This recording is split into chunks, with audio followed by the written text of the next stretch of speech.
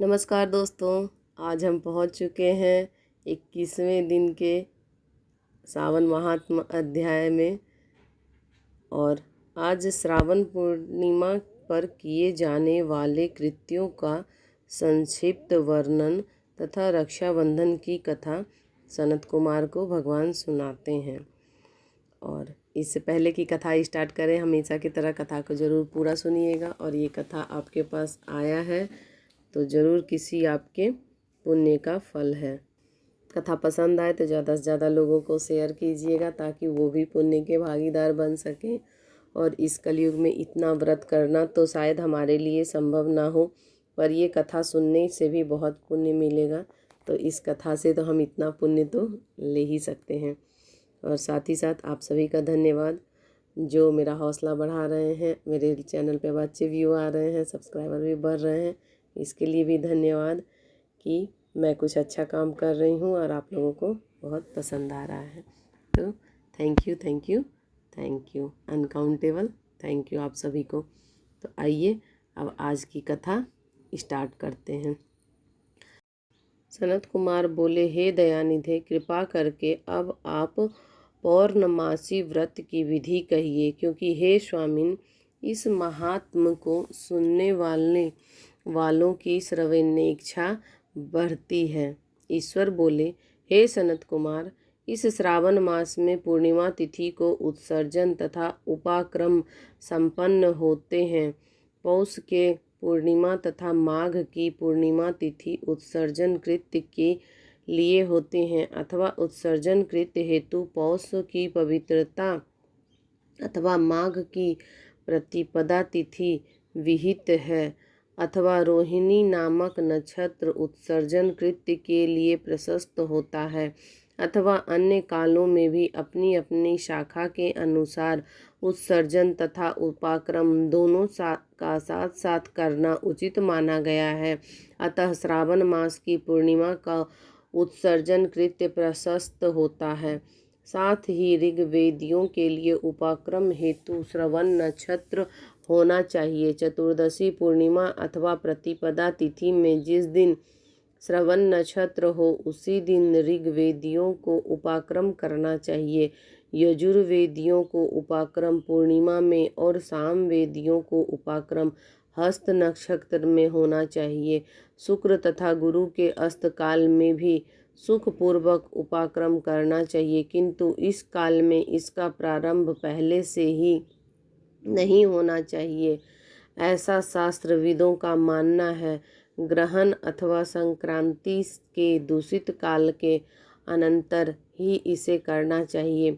हस्त नक्षत्र युक्त पंचमी तिथि में अथवा भाद्रपद पूर्णिमा तिथि में उपाक्रम करें। अपने अपने गुह्य सूत्र के अनुसार उत्सर्जन तथा उपाक्रम करें। अधिक मास आने पर इसे शुद्ध मास में करना चाहिए। ये दोनों कर्म आवश्यक हैं, अतः प्रत्येक वर्ष इसे नियम पूर्वक करना चाहिए। उपाक्रम की समाप्ति पर द्विज जातियों के विद्यमान रहने पर स्त्रियों को सभा में सभा दीप निवेदन करना चाहिए। उस दीपक को आचार्य ग्रहण करें या किसी अन्य ब्राह्मण को प्रदान करें। दीप की विधि इस प्रकार है। सुवर्ण, चांदी अथवा तांबे के पात्र में सेर भर कर गेहूं के आटे का दीपक बनाकर उसमें उस दीपक को जलाएं। वह दीपक घी अथवा तेल से भरा हो और 3 बत्तियों से युक्त हो।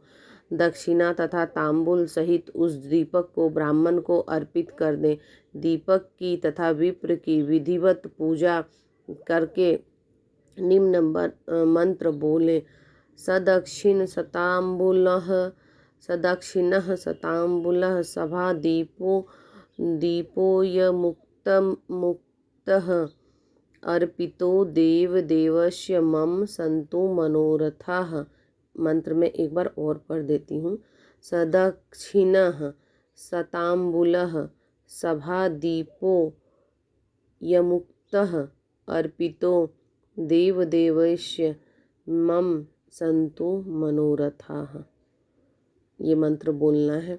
दक्षिणा तथा तांबूल से युक्त यह उत्तम सभादीप मैंने देव को निवेदित किया है। मेरे मनोरथ अब पूर्ण हो।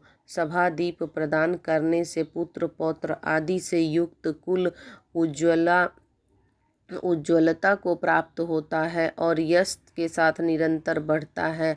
इसे करने वाली स्त्री दूसरे जन्म में देवांगनाओं के समान रूप प्राप्त करती है। वह स्त्री सौभाग्यशाली हो जाती है और अपने पति की अत्यधिक प्रिय पात्र होती है। इस प्रकार 5 वर्ष तक इसे करने के पश्चात उद्यापन करना चाहिए और अपने सामर्थ्य के अनुसार भक्ति पूर्वक दक्षिणा देनी चाहिए।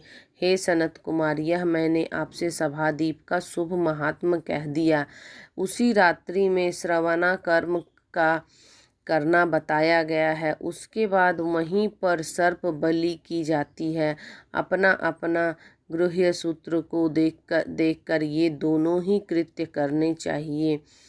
हयग्रीव का अवतार उसी दिन में कहा गया है, अतः इस तिथि पर हयग्रीव जयंती का महोत्सव मनाना चाहिए। उसकी उपवास करने वालों के लिए यह उत्सव नित्य करना बताया गया है। श्रावण पूर्णिमा के दिन श्रवण नक्षत्र में भगवान श्री हरि हयग्रीव के रूप में प्रकट हुए और सर्वप्रथम उन्होंने सभी पापों का नाश करने वाले सामवेद का गान किया। इन्होंने सिंधु और वितस्ता नदियों के संगम स्थान में श्रवण नक्षत्र में जन्म लिया था। अतः श्रावणी के दिन वहाँ स्नान करना सभी मनोरथों को पूर्ण करने वाला होता है। उस दिन वहाँ श्रांग धनुष चक्र तथा गदा धारण करने वाले विष्णु की विधिवत पूजा करें। इसके बाद समागम का श्रवण करें, ब्राह्मणों की हर प्रकार से पूजा करें और अपनी बंधु बांधवों के साथ वहाँ क्रीड़ा करें तथा भोजन करें। स्त्रियों को चाहिए कि उत्तम पति प्राप्त करने के उद्देश्य से जल क्रीड़ा करें। उस दिन अपने अपने देश में तथा घर में इस महोत्सव को मनाना चाहिए तथा हयग्रीव की पूजा करनी चाहिए और उनके मंत्र का जाप करना चाहिए। यह मंत्र इस प्रकार है, आदि में प्रणव तथा उसके बाद नमः शब्द लगाकर बाद में भगवते धर्माय जोड़कर उसके बाद भी आत्मशोधन शब्द की चतुर्थी विभक्ति आत्मविशोधनाय लगानी चाहिए। पुनः अंत में नमः शब्द प्रयुक्त करने से 18 अक्षरों वाला मंत्र ओम नमो भगवते धर्माय आत्मविशोधनाय नमः मंत्र बनता है। यह मंत्र सभी सिद्धियों को प्रदान करने वाला है और 6 प्रयोगों को सिद्ध करने वाला है। इस मंत्र का पूराश्चरण 18 लाख अथवा 18,000 जप का है। कलयुग में इसका पुरस्चरण इससे भी 4 गुना जप करना चाहिए। इस प्रकार से करने पर हयग्रीव प्रसन्न होकर उत्तम वांछित फल प्रदान करते हैं। इसी पूर्णिमा के दिन रक्षाबंधन मनाया जाता है, जो सभी रोगों को दूर करने वाला तथा सभी अशुभों को नाश करने वाला है। हे मुनि श्रेष्ठ, इसी प्रसंग में एक प्राचीन इतिहास सुनिए। इंद्र की विजय प्राप्ति के लिए इंद्राणी ने जो किया था उसे मैं बता रहा हूँ। पूर्व काल में 12 वर्षों तक देवासुर संग्राम होता रहा। तब इंद्र को थका हुआ देखकर देवी इंद्राणी ने उन सुरेंद्र से कहा, हे देव, आज चतुर्दशी का दिन है, प्रातः होने पर सब ठीक हो जाएगा। मैं रक्षाबंधन का अनुष्ठान करूंगी, उसे आप अजय हो जाएंगे। और तब ऐसा कहकर इंद्राणी ने पूर्णमासी के दिन मंगल कार्य संपन्न करके इंद्र के दाहिने हाथ में आनंददायक रक्षा बांध दी थी। उसके बाद ब्राह्मणों के द्वारा स्वसत्ययन किए गए तथा रक्षाबंधन से युक्त इंद्र ने दानव सेना पर आक्रमण किया और क्षण भर में उसे जीत लिया। इस प्रकार विजयी होकर इंद्र तीनों लोकों में पुनः प्रतापवान हो गए। हे मुनीश्वर, मैंने आपसे रक्षाबंधन के इस प्रभाव का वर्णन किया जो कि विजय प्रदान करने वाला है, सुख देने वाला है, पुत्र, आरोग्य तथा धन प्रदान करने वाला है। सनत कुमार बोले, हे देव श्रेष्ठ, यह रक्षाबंधन किस विधि से, किस तिथि में तथा कब किया जाता है? हे देव, कृपा करके इसे बताएं। भगवान, जैसे जैसे आप अद्भुत बातें बताते जा रहे हैं वैसे वैसे अनेक अर्थों से युक्त कथाओं को सुनते हुए मेरी तृप्ति नहीं हो रही है। ईश्वर बोले, बुद्धिमान मनुष्य को चाहिए कि श्रावण महीना आने पर पूर्णिमा तिथि को सूर्योदय के समय श्रुति स्मृति के विधान से स्नान करे। इसके बाद संध्या जप आदि करके देवताओं, ऋषियों तथा पितरों का तर्पण करे। बाद में सुवर्णमयी पात्र में बनाई गई सुवर्ण सूत्रों से बंधी हुई मुक्ता आदि से विभूषित विचित्र तथा स्वच्छ रेशमी तंतुओं से निर्मित विचित्र ग्रंथियों से सुशोभित पद्मगुच्छों से अलंकृत और सरसन तथा अक्षतों से गर्भित एक अत्यंत मनोहर रक्षा अथवा राखी बनाएं। इसके बाद कलश स्थापना करके उसके ऊपर पूर्ण पात्र रखे और पुनः उस पर रक्षा का स्थापित कर दे। उसके बाद रम्य आसन पर बैठकर सुहृदजनों के साथ वारांगनाओं के नृत्य गान आदि क्रीड़ा मंगल कृत्य में संलग्न रहे। इसके बाद यह मंत्र पढ़कर पुरोहित रक्षाबंधन करे। येन बद्धो बलि राजा दानवेन्द्रो महाबलः तेन तत्त्वानि बंधामि रक्षे माचल।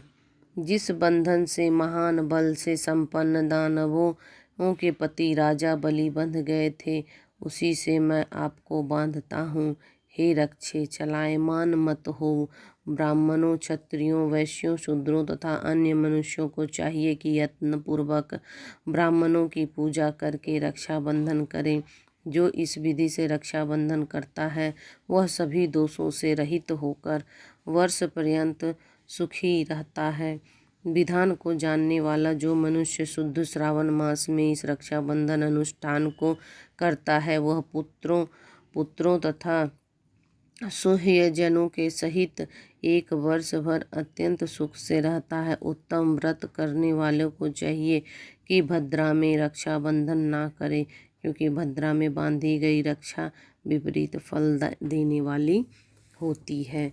इस प्रकार श्री स्कंद पुराण के अंतर्गत ईश्वर सनत कुमार सनातन श्रावण मास महात्म उपाकर्मोत्सर्जन श्रावण कर्मः सर्प बलि सभा दीप हयग्रीव जयंती रक्षाबंधन विधि कथन नामक 21वां अध्याय पूर्ण हुआ। हर हर महादेव, हर हर महादेव, हर हर महादेव। आज की कथा यहीं पे समाप्त होती है। कथा पसंद आए तो ज़रूर चैनल को सब्सक्राइब कर लीजिएगा। कमेंट्स में हर हर महादेव लिखना ना भूलें और ज़्यादा से ज़्यादा लोगों को शेयर कीजिएगा। वीडियो देखने के लिए धन्यवाद, धन्यवाद, धन्यवाद।